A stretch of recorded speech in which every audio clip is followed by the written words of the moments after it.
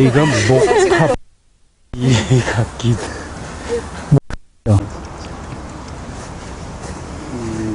살지도 않고 이게 뚜렷하게 놓을게요.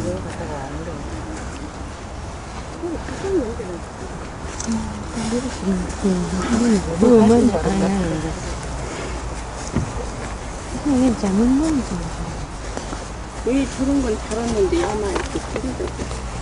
아마 이게 그쵸, 뭐 그런 것도 있고, 이게 이쪽은 뭔가 이게 무너지거나 이게 한번 다 독에 됐었던 거거든요.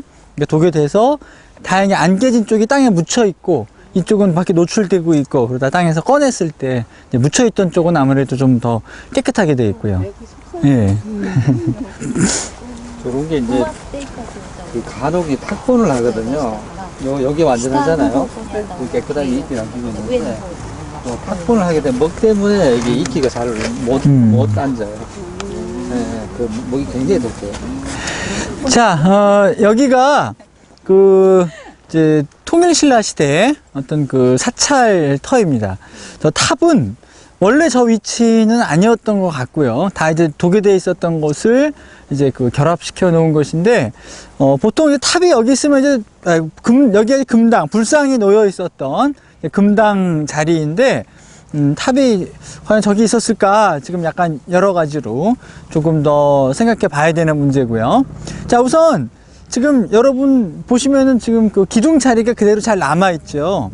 그래서, 여기에 이제 이렇게 기둥들이 있고, 여기가 이제 문이었던 거죠. 문으로 이렇게 이제 들어오게 되는데요. 그리고 이제 지금 서 계신, 신 교수님 서 계신 요 돌하고, 조 돌하고, 두 개도 역시 기둥이 있어서 지붕을 받치고 있었던 겁니다. 근데, 원칙적으로는 지금 가로, 세로로 쭉 연결되어 있는 곳에 보면, 여기랑, 저기에도, 주춧돌이 있었어야 되죠. 근데, 이제 건축 기술이 점점 발달하면서 이쪽에 기둥이 없이도 이제 뒤에 있는 기둥 두 개만으로도 상부 구조를 이제 받칠 수 있게 되면서 이 앞에 이제 기둥은 보통 이제 없어지게 됩니다. 그리고, 지금 사찰에 흔히 가서 보게 되는 법당 내부의 구조와 지금 현재 이 구조의 가장 큰 차이점이 뭐냐면, 혹시, 생각나는 거 혹시 있으십니까? 어떤 점에서 차이가 난다고 생각하시는지? 예. 교수님 중간에 계셔. 그렇죠.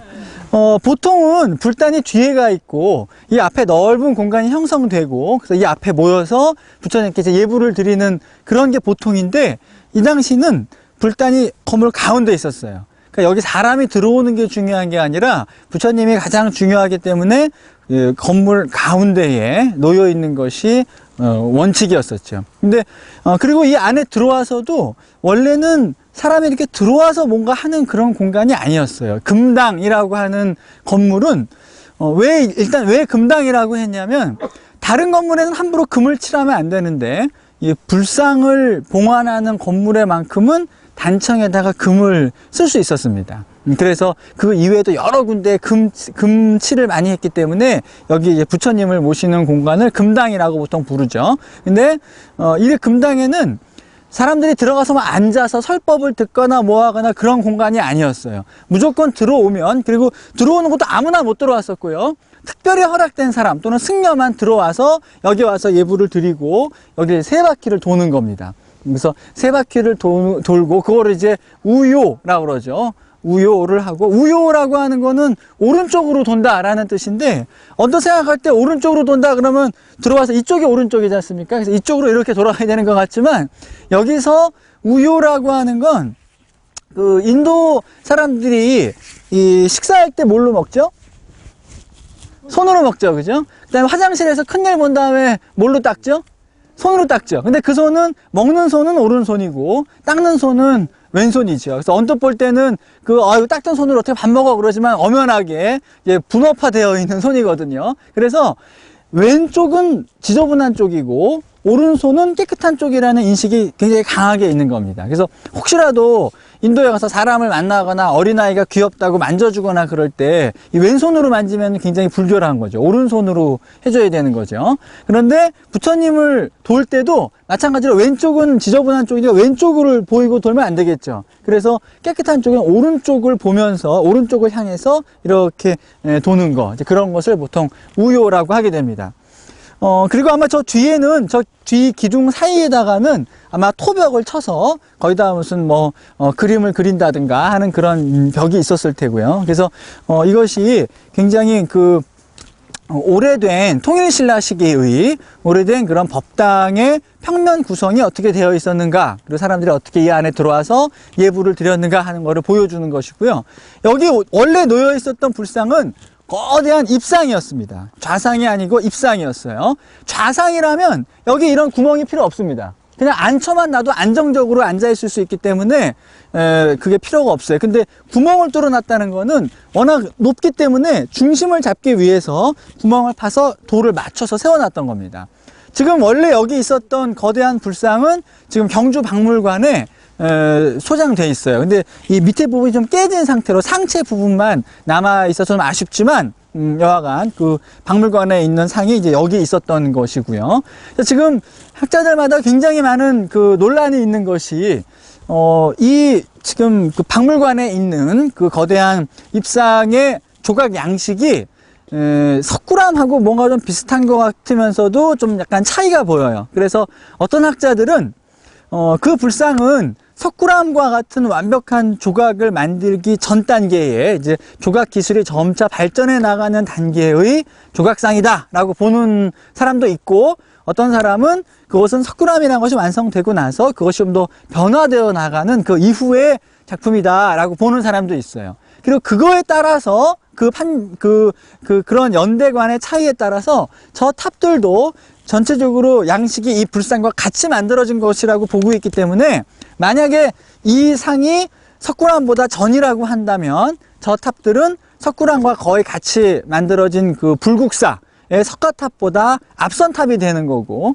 만약에 이 상이 석굴암보다 이후라고 그러면 저 탑도 석가탑보다 더 나중에 만들어진 탑으로 이렇게 편년이 되는 거죠. 그래서 학자들마다 과연 이 장항리 사지를 석굴암 앞에 놓을 것인가 뒤에 놓을 것인가에 대해서 여러 가지 그런 의견들의 차이가 보이는데, 아마도 이런 지금 보시는 것 같은 이런 조각상의 등장, 이런 것들은 석굴암의 조각 스타일에서는 전혀 나타나지 않는 것이거든요. 그래서 이런 것이 나타났다가 석굴암에선 전혀 활용되지 않다가 그 이후의 작품들에 또 이런 조각이 보인다라는 거는 뭔가 좀 이렇게 그 간격이 좀 뜨기 때문에 아마도 석굴암이 만들어지고 나서 이런 이 연화문 두 개가 이렇게 내려와 있는 이런 연화문을 보면은 석굴암 대좌에 있는 거랑은 비슷하긴 비슷하죠. 그래서 그런 영향을 받았는데 조금 더 좀 딱딱하게 표현되면서 오히려 이제 이런 장식성 있는 동물 조각이라든가 인물 조각이라든가 저런 거를 점차 이렇게 덧붙여 나가는 그런 방식으로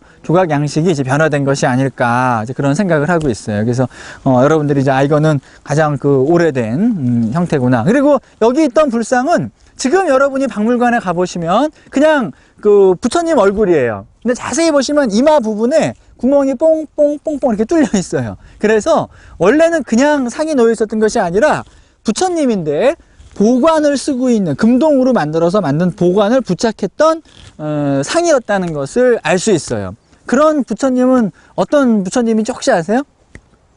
비로자나불이나 로사나불이라는 그런 그 불상은 불상인데도 불구하고 보관을, 보살처럼 보관을 쓰고 있죠. 그래서 여기 원래 이곳에 모셔졌던 불상은 비로자나불, 입상을 모셨던 그런 건물이구나라는 것을 또 짐작할 수가 있습니다. 자, 그러면 저 탑 쪽으로 한번 또 가보시겠습니다.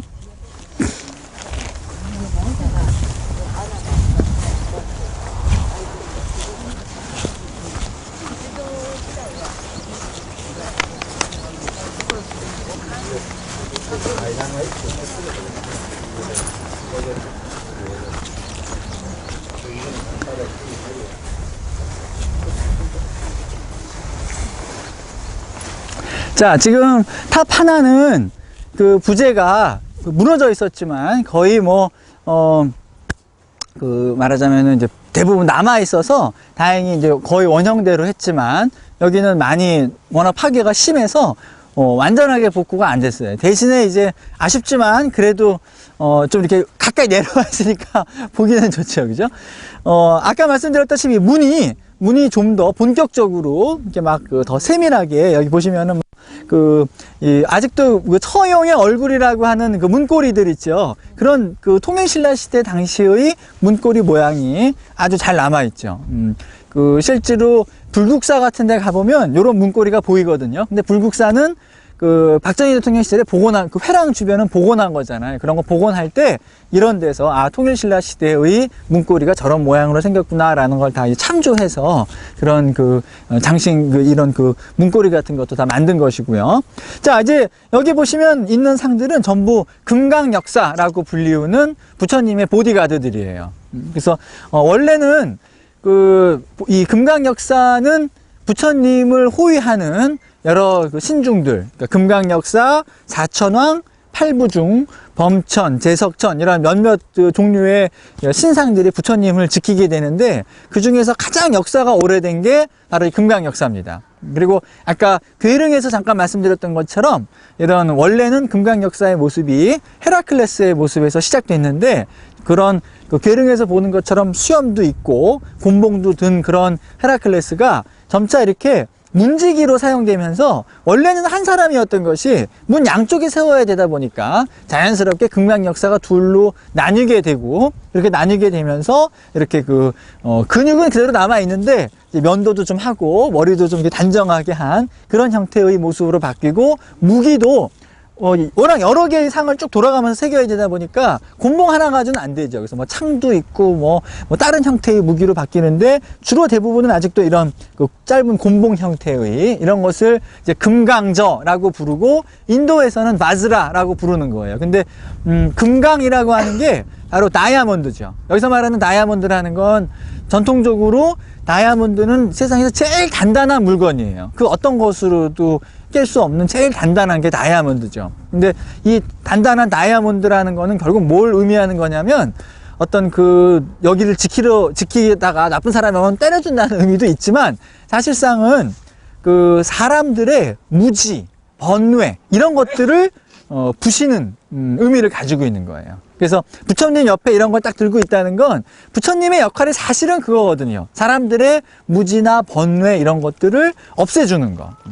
사실 부처님이 깨달은 지혜나 깨달은 내용이라고 하는 것은 굉장히 개인적이고 자기 스스로 자기 자신과의 대화를 통해서 얻을 수 있는 것이지 천하없는 부처님이라도 사람들에게 깨달음을 직접 가르침으로 깨달음에 직접 이르게 할 수는 없어요. 흔히 앓는 비유로 우물가에 데려다 줄 수는 있어도 그 물을 마시는 건 결국은 본인이 마시는 거지 아무리 부처님도 억지로 물을 먹일 수는 없는 거죠. 근데 그래서 부처님이 처음에는 깨달음을 얻고 나서 이 내용은, 깨달은 내용은 결코 내가 다른 사람한테 이야기한다고 그래서 그 사람이 같이 깨달음을 얻거나 할 수 있는 내용이 아니다. 나는 이런 것들을 사람들한테 가르치지 않고 그냥 나 혼자 깨달은 상태에서 완전한 열반에 들어야 되겠다라고 생각을 처음에는 했었어요. 그렇지만 이제 다른 인도의 신들이 막 몰려와가지고 그래도 그러시면 안 됩니다. 단 한 사람이라도 부처님의 말씀을 듣고 이해하는 사람이 있다면 그 사람을 위해서라도 부처님이 설법을 해주셔야 되지 않겠습니까? 라고 막 졸라서 결국 부처님이 그러면 내 생애 동안에 한번 그럼 포교를 해봐야 되겠다. 그리고 이제 사람들에게 포교를 하기 시작하셨던 거예요. 근데 그때도 결코 사람들에게 이렇게 해라 저렇게 해라 라고 막 강제적으로 지식을 주입하는 그런 선생님이 아니었어요. 부처님의 설법 내용을 가만히 들어보면 우리가 뭔가 확실하다고 알고 있는 것들, 그런 것들을 꼭 대화를 통해서 사실은 그런 건 근거 없는 얘기다. 우리가 지금까지 믿고 있었던 이런 내용들은 전부 틀린 얘기다. 라는 거를 가르쳐 주면서, 넌 이걸 어떻게 생각하느냐? 그러면, 그건 당연히 이런 거 아닌가요? 그러면 그게 정말 당연하다면 이러이러한 문제를 그걸로 풀어봐라. 서로 안 맞지 않느냐. 우리가 알고 있는 거는 굉장히 잘못된 거고 편협된 거고 그리고 상황이 바뀌는 거에 따라서 달라질 수 있는 모순된 것이다 하면서 우리가 알고 있었던 거 하나를 없애버리는 거예요. 그 다음에 또 대화를 통해서 또 뭔가 그거 이외에 확실하다고 알고 있었던 것을 또 없애버리면서 완전히 우리의 어떤 그 지식의 단계를 무의 단계로 돌려버리는 겁니다. 사실 우리가 그 컴퓨터 같은 거 막 쓰다 보면은, 오래 쓰다 보면은 컴퓨터가 느려지죠. 왜 느려질까요? 막 액티브엑스 깔고 뭐 이상한 뭐 여러 가지 그런 레지스트리가 막 잡아먹히고 그러면서 컴퓨터가 막 느려지잖아요. 그 다음 그렇게 자꾸 느려지면 그 다음에 어떻게 해야 되죠? 물론 돈 있으면 새로 사면 되지만 돈이 없을 때는 새로 사는 게 아니라 하드를 완전히 포맷 시켜버려서 초기화 시켜버리는 거죠. 그게 바로 부처님의 가르침의 내용이 그런 거예요. 사람이 잘하는 동안에 내 의지와는 상관없이 워낙 쓸데없는 얘기들을 막 주워 들었단 말이죠. 초등학교 가서 배우는 거 제 의지로 갔던 거 아닙니다. 부모님 의지로 갔던 거고, 나라의 그 의무 교육이기 때문에 갔던 거예요. 그리고 그 가르치는 것도 마치 액티브엑스처럼 뭐 깔래 안 깔래 물어는 보지만 사실은 안 깔래는 못 하는 거예요. 안 까면 더 이상 진척이 안 되는 거죠. 선생님들이 가르쳐 주는 거는 내 의지와 상관없이 계속 머릿속에 넣었던 거예요. 그러다 보니까 나도 모르게 나의 생각, 판단은 다른 사람이 가르쳐 주는 방법대로만 할 수 있게끔 고정되는 거죠. 그러다 보니까 인간은 처음에 아주 창의적이고 많은 아이디어를 가지고 태어났지만, 그런 어렸을 때부터 사회적으로 길들여지고 교육되면서 이제 컴퓨터가 느려지는 거예요. 우리 머리가 느려지는 거예요. 그래서 부처님이 우리에게 했던 첫 교육은 우리를 공장 초기화 시켜주는 거예요.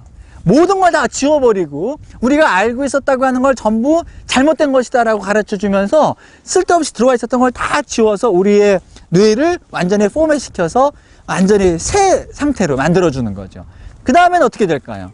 우리가 몰랐을 때 막 함부로 깔았던 거, 그런 거 안 깔고 제일 필요한 게 뭘까? 이거부터 깔고 하나 따라가면서 점차 지식의 단계로 나아가는 거예요. 그래서 그 단계가 나는 누구인가부터 시작해서 자기 자신과의 대화를 통해서 깨달음으로 나아가는 과정, 그거를 가르쳐 준 거죠. 그래서 수행할 때 가급적이면 이렇게 수행하면 더 정신 집중이 잘 되고 어떻게 하고, 그런 수행법들을 가르쳐 주신 거예요. 그래서 그 제일 첫 단계, 우리가 잘못 알고 있었던 것을 없애는 단계, 쉬울 것 같지만 사람은 몰랐던 거 하나를 아는 것보다 자기가 습관적으로 알았던 거 하나를 없애는 게 훨씬 더 어려운 겁니다. 그래서 부처님은 그 사람들의 무지를 깨는 것을 얼마나 어렵게 생각했든지 그 무지를 깨려면 이 정도는 있어야 된다고 생각한 거예요.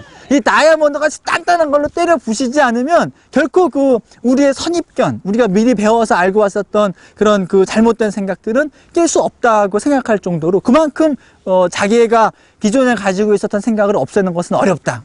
저런 다이아몬드로 깨트려야만 깨질 수 있는 그런 것이다라는 것을 강조하기 위해서 저런 무지를 깨트리는 바즈라라는 것을 상징적으로 항상 말씀하셨죠. 근데 그것을 이 금강 역사가 옆에서 들고 있다는 거는 이제 그런 말씀의 내용을 상징적으로 표현해 주는 것입니다. 그래서 이런 그 금강 역사들이 하는 역할은 원래는 부처님 옆에서 그런 사람들의 무지를 깨트려 주는 거에 대한 상징적인 표현, 이런 것이었다가 나중에 이제 탑이 생기고 나서는 그 다음부터는 이 불단을 탑을 지키는 그런 역할을 하게 되는 거죠. 그래서 여기가 아까 이제 그 사리가 모셔진 공간으로 들어가는 입구라고 그랬지 않습니까? 또는 나올 수 있는 출구이기도 하고, 나쁜 사람이 들어가거나 들락날락 하면 안 되니까 여기를 지키고 있는 거예요. 근데 이 금강 역사들의 모습을 보면 똑같은 금강 역사들이지만 캐릭터가 굉장히 각각입니다. 여기 보면은 막 굉장히 막 그 소리 지르고 있죠. 여기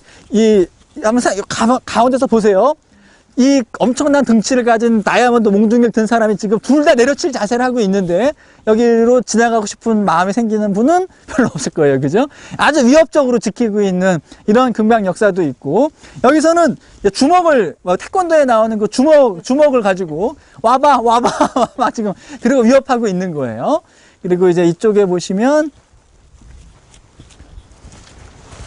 여기 있는 사람들은 마치 어떤 이쪽에 아마 무기가 곤봉 같은 거를 들고 있었던 거 많이 상했는데요. 곤봉 같은 걸 두고 이 사람들은 점잖게 지키고 있는 사람도 있고. 자, 여기보다 여기가 더 상이 더 깨끗합니다. 여기를 보시면. 자, 이쪽 보세요. 이쪽에 있는 이 금강 역사는 이쪽 손을, 손바닥을 지금 이렇게 하고 있어요. 그죠? 오지 말라는 거예요. 그죠? 너무 가까이 오지 마라. 그리고 한쪽 주먹을 쥐고 한쪽 손으로 이렇게 지금 오지 말라고 하고 있어요. 저기 있는 사람은 지금 몽둥이를 들고 딱 딱딱딱 이러면서 마치 왜 음주 체크할 때 경찰들이 왜 그 지시본 가지고 딱 기다리고 있다가 막 세우고 그러잖아요. 그런 것처럼 몽둥이 들고 좀 기다리고 있는 거예요. 이렇게 그 문에 들어오지 말라, 함부로 들어오지 말라라는 표현을 돌아가면서 각각이 굉장히 개성 있게 이렇게 표현해 놓고 있어요. 이런 금강 역사가 탑의 입구를 지키기 시작했던 거는 아마 그 탑에 이런 여러 이 보디가드나 신장이 들어가는 것 중에서 가장 이른 시기가 경주 시내에 있는 분황사 모전석탑에 있는 돌로 깎아 만든 그 금강 역사가 아마 가장 오래된 걸 것입니다. 그래서 이런 탑을 지키는 역사에 있어서 금강 역사가 제일 먼저 등장했었고, 그 다음에 팔부중, 사천왕, 그리고 곧 이어서 이제 12지는 원래 다른 형태로 만들어지다가 이제 탑에 흡수가 되고, 탑에 한번 흡수되다 보니까 그런 방식이 아까 괴릉에서 본 왕릉 같은 데서도 나타나는 거예요. 원래 왕릉의 12지는 주변에 돌아가면서 새겨지는 것이 아니라 무덤 안에, 봉분 안에 각 방위마다 조그만 상을 만들어서 묻어 놓는 식이었어요. 근데 불교에서 탑 주변에다가 새기는 그 영향을 받아서 무덤 봉분 주변에다가도 이렇게 세워놓는 방식으로 바뀐 것이 아닌가, 그렇게 추정되고 있죠. 그래서 여하간 그런 이 사리를 지키는 여러 이런 그 신장들이 등장하는 가운데 금강 역사가 가장 역사가 오래됐고, 그리고 이런 데서는 점차 이제 그런 금강 역사에 더 다양한 캐릭터를 부과하는 방식으로 더 발전했다는 거. 왜냐면 그 분황사 같은 경우는 똑같아요. 전부 다 이러고 있거나 이러고 있는 모습들이 똑같은 모습이 내면에 반복되어 있는데 반해서 여기서는 서로 그 아주 다양한 캐릭터로 표현되어 있죠. 그래서 여러분들이 이렇게 쭉 한번 도시면서 이 금강은 어떤 모습인가, 저거는 어떻게 하고 있는가를 한번 보시면 이렇게 재밌게 보실 수 있을 것 같아요. 한번 쭉 둘러보시겠습니다. 질문인데요. 하여튼 원래 이게 저 밑으로 아마 굴러 떨어져 있거나 그랬을 거예요. 다 밑에 그죠. 예. 그러니까 그걸 가져온 건데. 다 지금 올려놨어요. 예. 그러니까 원래도 어떤 조각도 약간 다릅니다, 그죠? 이거하고 이거하고 좀 달라서 이게 뭐 선후관계나 뭐나. 예, 그러게요. 여기도 보면은 이게 지금 뒤에 보면은 예. 여기가 지금 둥글둥글하거든요. 예. 이거는 다 밑에 있던 거예요. 예. 다른 스토파처럼 둥그런 형태가 아니라 이렇게 고층 누각식으로 돼 있는 거거든요. 그거는 완전히 부처님이 깨달음을 얻은 장소를 기념하기 위한 신전 개념이었습니다. 그래서 그 모습은 원래는 불교에서 온 게 아니라 힌두 신전에서부터 따온 거예요. 그래서 근데 이제 그런 그 보드가야가 워낙 불교 중심지다 보니까 그런 형태의 들이 이제 나타나게 된 걸로 볼 수 있을 것 같습니다. 이 탑은 일제 때 예. 이거를 이제 안에 그 사리를 꺼내려고 일제 때 도굴꾼이 예. 폭발시킨 거예요. 이게. 너무 그래갖고 이게 이 부재 대부분이 옆에 골짜기 있거든요. 저쪽에 이제 바닥에 굴러 있던 거예요. 그걸 다시 올려놓은 거예요. 참혹하다. 예. 참혹하죠. 그래서 돌 자세히 보시면은 밑에 뭡니까, 그 부분에, 뒷부분이, 이, 물에 좀 따라요.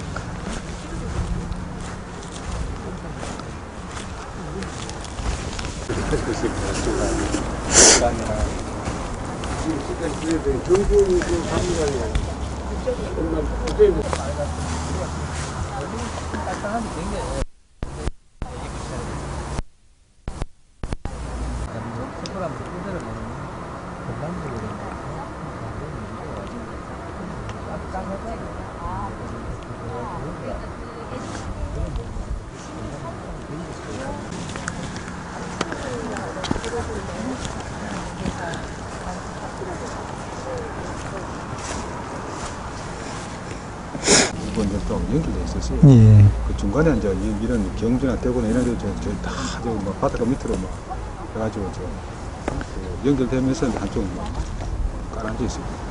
그걸로 그 공룡이 많다는 비건 아니라 한 4천 년 전만 해도 저쪽에 있는 금강 역사는 손가락을 지금 이렇게 세우고 있는 거거든요. 그러니까 이제 그 뭐 말했지 이제 막 이렇게 까불지 마라 이렇게 손가락 예. 넌 안 돼. 옛날 그 왜 그 브루스리가 이렇게 이소룡이 막 그 영화 보면 그런 거 하지 않습니까? 요새는 거기 가잖아. 저 누구야? 코미디 하는 건 누구야? 아니. 아니세요. 아. 그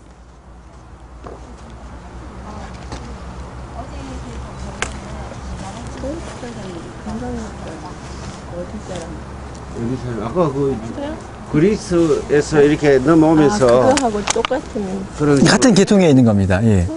도깨비예요. 그냥 갔다 가. 도깨비예요? 도깨비를 어떤 사람은 이제 뭐 처용의 얼굴이라고 하는 경우도 있고요. 예전에 예. 하고 똑같은 거예요. 그럼? 귀면에 있는 얼굴은 요즘에는 대부분 이제 용면으로 많이 보고 있습니다. 예. 치우처럼 그 얼굴로 보는 학설이 요즘 유력하지 않습니까? 있긴 있는데요. 유력한 건 아니고요. 그 제야사. 예. 대체적으로는 이제 원래는 귀면이었다가 그걸 이제 왜냐면은 정면으로 보면 그거. 예, 단청 같은 데 보면은 이렇게 그 충량이라고 옆에서 오는 대들보 같은 부재가 있거든요. 거기에 원래는 용 얼굴이 있어야 되는데 그 용 얼굴 대신에 정면으로 그려놓은 그림들을 보면 딱 그 귀면처럼 돼 있거든요. 그 사람들이 이제 용 얼굴을 정면에서 볼 때는 과거에는 저렇게 표현했구나. 그래서 저건 다름. 저거는 실제로 예, 귀면으로 보는 것이 더 맞을 것 같습니다. 좋습니다. 경주로 돌아가면은 5시 정도 될 것 같고, 그 이후에 또 기차 예약해 놓으신 분들도 계실 것 같고요. 혹시라도 또, 오늘 말씀드린 내용에 대해서나 아니면은 그 이외에 또 여러분들께서 이제 불교 유적지를 답사하시다가 궁금하신 것이 있으시면은 언제든지 저한테 여기 그 한국민화센터에 문의하셔서 저희 연락처, 메일 주소 확인하셔서 언제든지 문의 주시고요. 오늘 무엇보다 열심히 들어주셔서 대단히 감사합니다. 수고하셨습니다.